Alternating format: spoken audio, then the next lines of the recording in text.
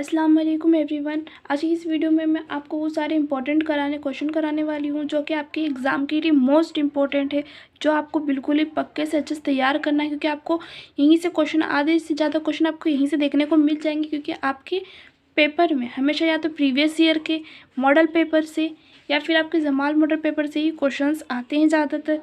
तो मैं वही क्वेश्चन आपको करवाऊँगी और इसी वीडियो से मैं कहूँगी कि आप इसी वीडियो से आपका रिविज़न भी आप यहीं से करें, ताकि आपको और आसानी हो। और जितना आसान हो सकता था मैं यहाँ पर आपको उतना आसान लैंग्वेज में समझाने की पूरी कोशिश करूँ। सबसे पहले मैं आपको चैप्टर वाइज क्वेश्चन करा रही हूँ। यहाँ पर पहले चैप्टर से आप देख सकते हैं। पहला क्वेश्चन, भोला गीता शौक से क्यों सुनता था?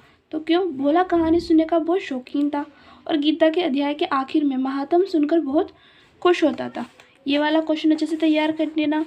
सेकंड वाला है, दोपहर में कहानी सुनने के बावजूद भोले के चेहरे पर खुशी क्यों नहीं नज़र आ रही? तो दोपहर में कहानी सुनने के बावजूद भोले के चेहरे पर खुशी इसलिए नज़र नहीं आ रही थी क्योंकि दादाजी ने भोले से कह दिया था कि दिन में कहानी सुनने से अगर कोई मुसाफिर रास्ता भूल गया तो इसकी जिम्मेदार तुम हो गया। उसके दादाजी ने उसे क्या कहा था कि अगर मैं तुम्हें दिन में कहानी सुना रहा हूँ, लेकिन अगर कोई रास्ता भूल जाएगा तो इसका जिम्मेदार मैं नहीं, तुम होगे।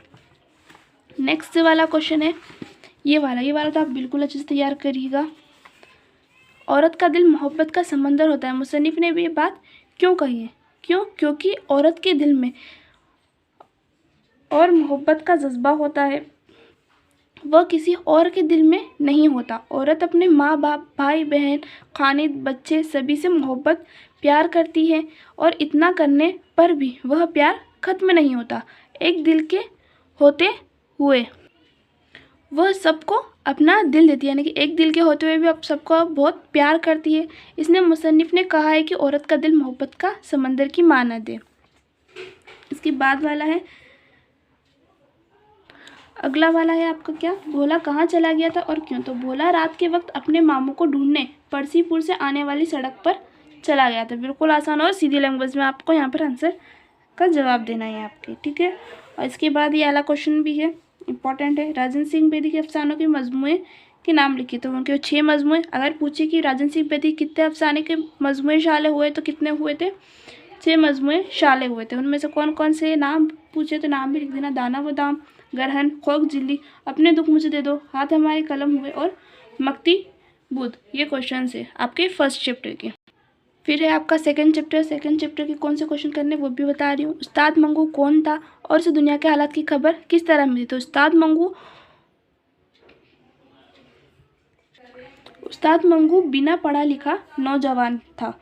वह तांगा चलाता था और तांगे में बैठने वाली सवारियों की बातें सुना करता था। इन्हें लोगों से दुनिया की खबर मिला करती थी। यानी कि कौन था? बिना पढ़ा लिखा, यानी कि एक अनपढ़ नौजवान था और वो क्या करता था? एक तांगा चलाता जिसमें कि तांगे में उसकी जो भी सवारियाँ बैठती थी उनकी बातें सुनकर क्या करता? दुनिया के हालात की खबरें रखा करता था। नेक्स्ट है, मंगू कोचवान से अंग्रेज़ों से क्यों नफरत करता था? तो उस्ताद मंगू को अंग्रेज़ों से बड़ी नफरत थी। इसका कहना था कि वह इसके हिंदुस्तान पर अपने हुक्म चलाते थे और तरह तरह के जुल्म करते थे। इसके अलावा छावनी के गोरे इसे, ये गोरे है ना, छावनी के गोरे इसे बहुत सताते थे और इसके साथ ऐसा सुलूक करते थे गोया कि वह एक कुत्ता हो। फिर इसके बाद वाला है, नया कानून आने की खबर सुनकर मंगू क्यों खुश हो गया था? तो क्यों? एक रोज़ मंगू की तांगे में 2 मारवाड़ी बैठे थे। इसको आप यहाँ से करिएगा। सुना है 1 अप्रैल से उन दोनों ने क्या कहा था? 2 लोग बैठे थे। एक रोज़ मंगू की तांगे में 2 मारवाड़ी बैठे थे।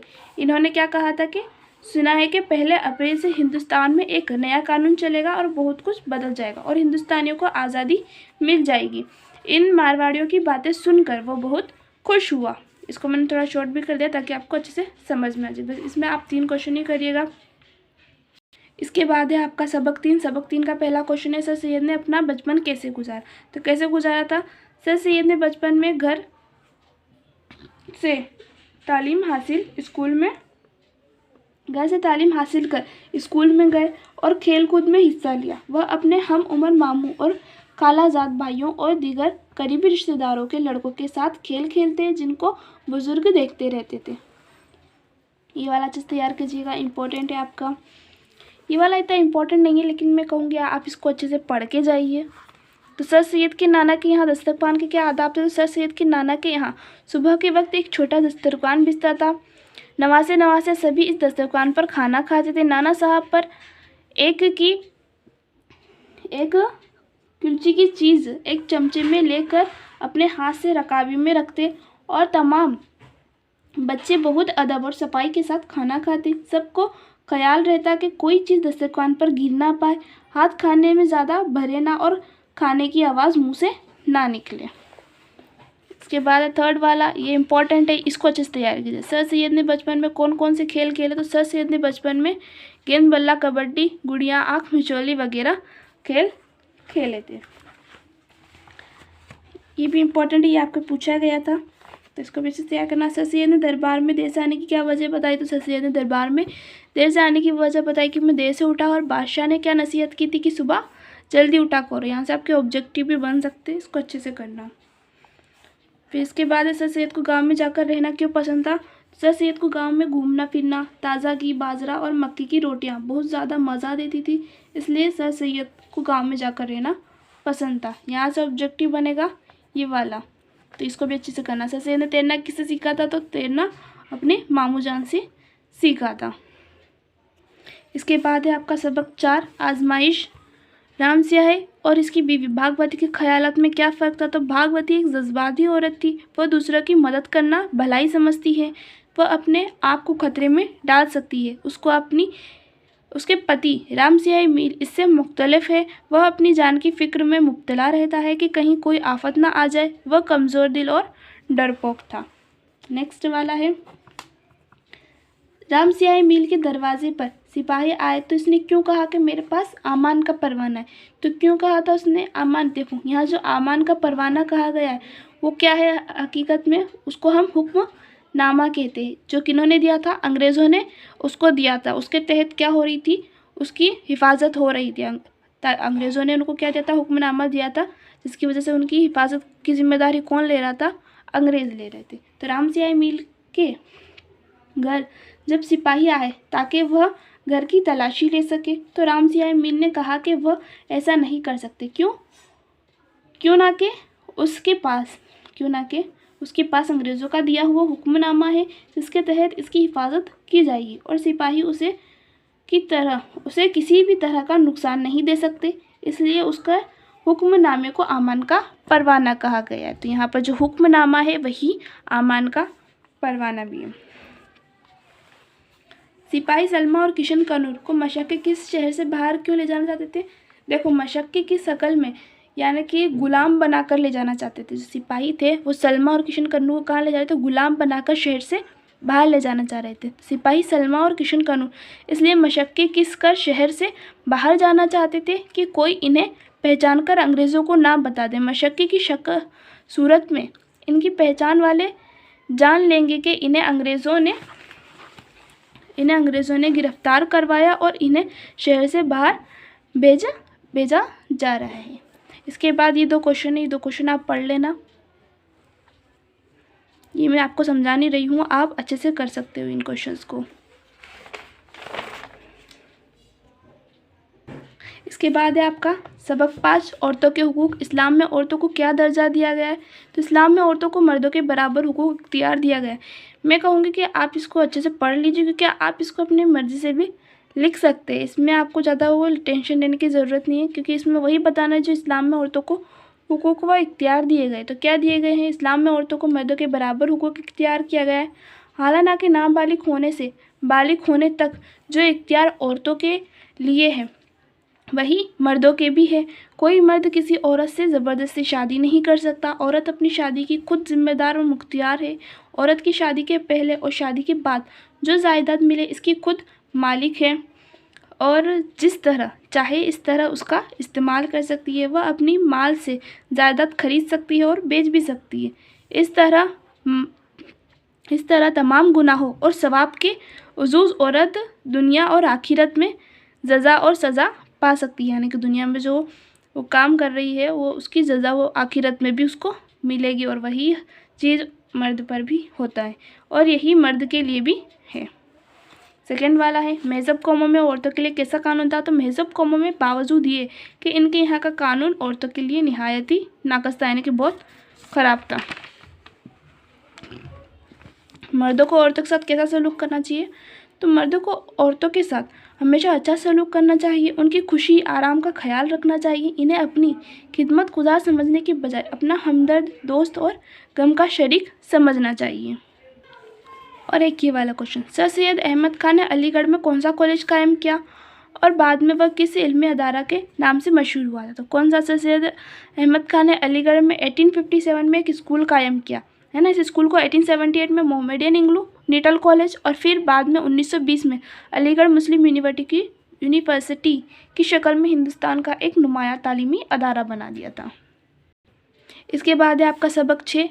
सबक 6 का पहला क्वेश्चन है मुखल्लू ज़बान से क्या मुराद है, वजाहत कीजिए। तो ये वाला क्वेश्चन आपके लिए मोस्ट इम्पॉर्टेंट होने वाला है, इसको अच्छे से कर लीजिएगा। मुखल्लू ज़बान से मुराद है ऐसी ज़बान जिसमें मुख्तलिफ ज़बानों के अल्फाज शामिल हो, हर ज़बान ने दूसरी ज़बानों से कुछ ना कुछ लफ्ज़ लिए। मुखल्लू ज़बान में होता ये है कि गैर ज़बान की कोई कौम सीखनी पड़ती है, यानी कि ये ज़बान ऐसी होती है। सबसे पहले मुखल्लू ज़बान होती क्या है, तो मैं आपको बता दूँ, जो आपकी उर्दू है, आपकी जो उर्दू है वो क्या है, एक मखल्लू ज़बान है। अब मखल्लू ज़बान का मतलब क्या होता है, मिली जुली। मखल्लूत का मतलब होता है मिली जुली।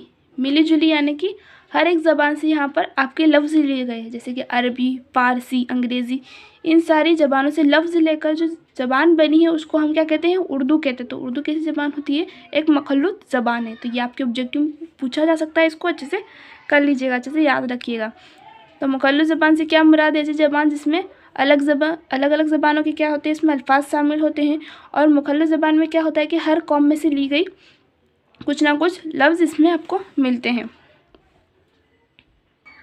और आप इसको अच्छे से पढ़ के जाइएगा। ये इम्पोर्टेंट नहीं है, लेकिन मैं कहूँगी आप इसको पढ़ के ज़रूर जाइएगा। आप चाहे तो स्क्रीनशॉट भी ले लेना, या फिर आप खुद भी इसको वीडियो को पॉज करके पढ़ सकते हैं। फिर आता है आपका लास्ट सबक, माहौल बचाइए। इसमें आपके बहुत सारे सबक कट चुके हैं, जो कि मैं आपको पहले वाली वीडियो में बता चुकी हूँ। मैंने उस सबक के आपको यहाँ पर नहीं बताए हैं, और आप मत करिएगा उस चैप्टर्स के। आपका अगला सबक कौन सा है, माहौल बचाइए। और हाँ, एक और चीज़, जितने भी आपके सबक हैं उन सबक के मुसन्निफ़ के नाम याद करते चलिएगा, क्योंकि यहाँ से भी आपके ऑब्जेक्टिव में पूछा जा सकता है। आप एक ऐसा करिएगा, आपकी जो बुक की इंडेक्स है उस इंडेक्स में आपके सबक लिखे होंगे, और सबक के आगे उस मुसन्निफ़ का नाम भी लिखा होगा। तो उसको आप अच्छे से तैयार कर लीजिएगा, कि वहाँ से ऑब्जेक्टिव आपके बनेंगे। ये मैं आपको 100% गारंटी के साथ कहती हूँ।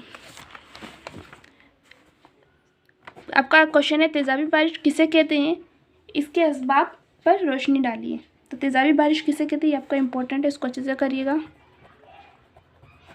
देखिए, मैं जितना वो इम्पोर्टेंट है उस हिसाब से आपके यहाँ पर स्टार भी बना रही हूँ, तो अच्छे से तैयार करना। मोटर गाड़ियों और कारखानों से निकलने वाली गैस हवा में जमा होती है, और इनमें से कुछ गैस तेज़ाब की शक्ल में ज़मीन पर आती है। इस बारिश को तेज़ाबी बारिश कहा जाता है, और कई मुल्क इन बारिशों को तजुर्बा कर चुकी है। तेज़ाबी बारिश की सबसे अहम वजह सल्फ़र डाइऑक्साइड गैस है।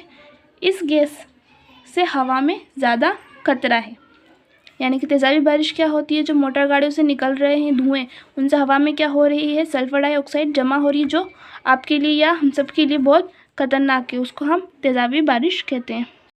और इस क्वेश्चन को भी आप पढ़ लीजिएगा। और इसके बाद का क्वेश्चन है माहौलियाती आलूदगी कितने किस्म की होती है, यानी कि माहौलियाती आलूदगी आपकी कितने किस्म की होती है, यानी कि कौन कौन से पॉल्यूशंस होते हैं। मैं आपको इंग्लिश में समझा देती हूँ। माहौलियाती आलूदगी यानी क्या होता है, यहाँ पर आपके पूरा पॉल्यूशंस के ऊपर ही ये सबक है ना। तो इसमें पूछा गया तो कौन कौन से पॉल्यूशन होते हैं, किस किस तरह के पॉल्यूशंस आपको देखने को मिलते हैं। तो माहौलियात की आलूदगी मुख्तलिफ़ किस्म की होती है, जैसे हवा की आलूदगी, पानी की आलूदगी, जंगलात की आलूदगी वगैरह। यानी कि वही जो मैंने आपको बताया कौन कौन से पॉल्यूशन होते हैं, तो वाटर पॉल्यूशन होता है ना, और एयर पॉल्यूशन होता है, और कौन सा जंगलात की आलूदगी, यानी कि एक होता है ना सॉइल पॉल्यूशन, जिसमें क्या होता है जंगलों में से सॉइल कटता जाता है ज़्यादा बारिश होने की वजह से, या फिर कोई और दूसरे कारणों की वजह से भी होता है। सॉइल पॉल्यूशन भी आपका होता है। या फिर आप कह सकते हैं सॉइल पोल्यूशन की जगह आप इसको कह सकते हैं कि आपका जो जंगल कट रहे हैं, है ना, उसकी वजह से जंगलात की आलूदगी भी हो रही है, मतलब पेड़ों की कमी हो रही है वो। और एक और क्वेश्चन ये वाला, कारखानों और मोटर गाड़ियों से निकलने वाली गैसों के नाम। तो कौन कौन सी गैसें हैं जो आपके कारखानों और मोटर गाड़ियों से खारिज होती है? तो खारिज होने वाली गैसों में ज़्यादा मुकद्दर कौन सी है? Carbon monoxide, nitrogen dioxide, nitrous oxide, sulphur dioxide और कार्बन डाइऑक्साइड गैस होती है।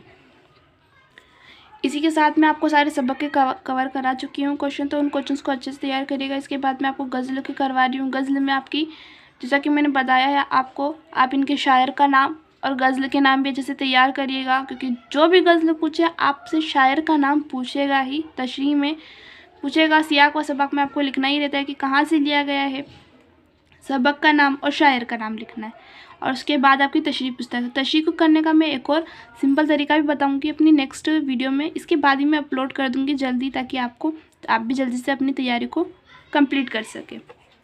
तो क्वेश्चन पे आते हैं अब अभी हम। तो आपका पहला क्वेश्चन है, उम्र कीज़े से शायर की क्या मुराद है? उम्र कीज़े से मुराद तोयल लंबी उम्र कहा जाता है कि खिज़्र की उम्र इसलिए लंबी है कि वह क़यामत तक ज़िंदा रहकर भूले भटकों को रास्ता दिखाते हैं। मैं ज़्यादा डिटेल में एक्सप्लेन नहीं कर सकती हूँ, क्योंकि वीडियो ज़्यादा मैं लंबी बना नहीं सकती हूँ यहाँ पर। अगला है ये वाला, शायर ने किस चीज़ पर फ़ख्र करने को मना किया? तो शायर ने कहा है कि तुम कितने समझदार अक्लमंद हो, मगर कभी अपनी अकल व समझ पर फ़ख्र मत करना। तो मैं आपको बता दूँ, ये इस गज़ल का नहीं है, ये दूसरी गज़ल का है, लेकिन आपको ये तैयार करना है। थोड़े क्वेश्चन आगे पीछे हो चुके हैं यहाँ पर, इस वजह से यहाँ पर गज़ल के थोड़े क्वेश्चन मिक्सअप हो गए हैं। तो आप, जैसे मैं बता रही हूँ, आप तो तैयार करते जाइएगा। नायाब है हमसे शायर की क्या मुराद है? तो लफ्ज़ नायाब के लग़वी मायने इसलिए नहीं है कि ये आसान है, ये औकात नायाब बहुत कीमती है, ये कीमती चीज़ों के लिए इस्तेमाल होता है, जिसे हासिल करना आसान नहीं होता वो नायाब होता है।